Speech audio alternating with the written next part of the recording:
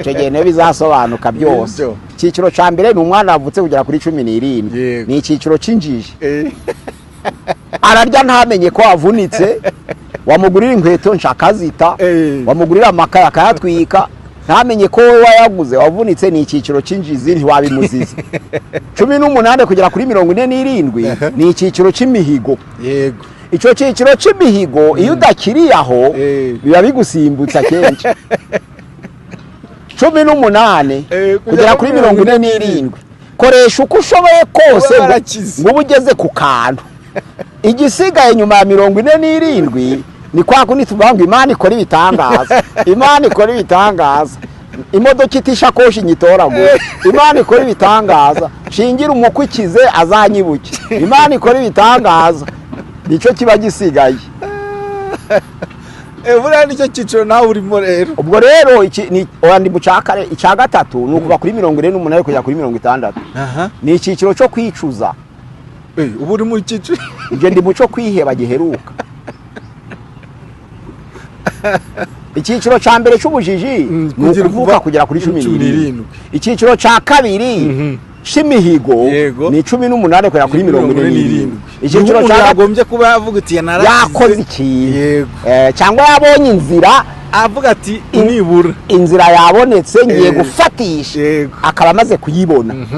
48 kugera kuri 60 ni icyiciro cyo kwicuza, kuko iyo utari wafatisha utangira gushidikanya. None uko gushidikanya bigatuma ugaya ibyo wahisemo.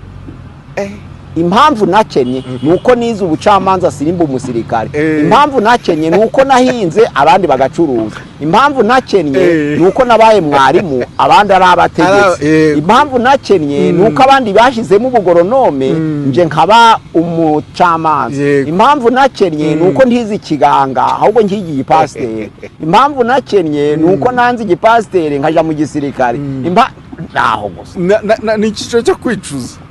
Impamvu nakenye nuko narongoye mu majyepfo sindongore mu majyaruguru. Impamvu nakenye nuko narongoye iburengerazuba sindengora iburasirazuba. Impamvu nakenye nuko natuye muri Kongo sindure mu Rwanda. Impamvu nakenye nuko nagiye Uganda mbere singume mu Rwanda. Impamvu nakenye nuko ntavuye mu Rwanda. Nibyo biba bire.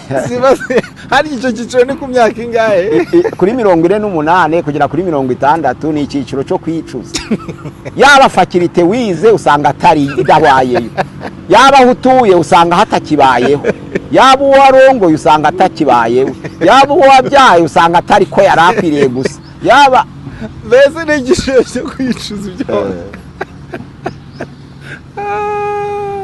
Icyiciro cyacu 60 ni umwe kugeza ku 100 ni icyiciro cyo kwiheba kigeze mu gihe cy'uvuga ngo ntaco gitabaye.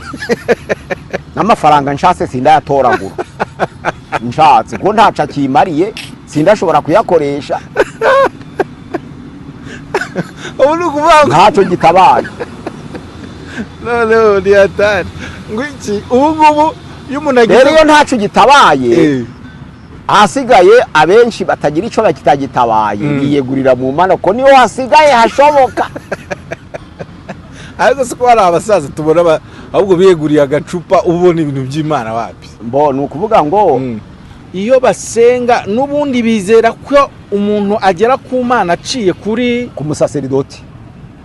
Watakigerera ku Mana. Oya.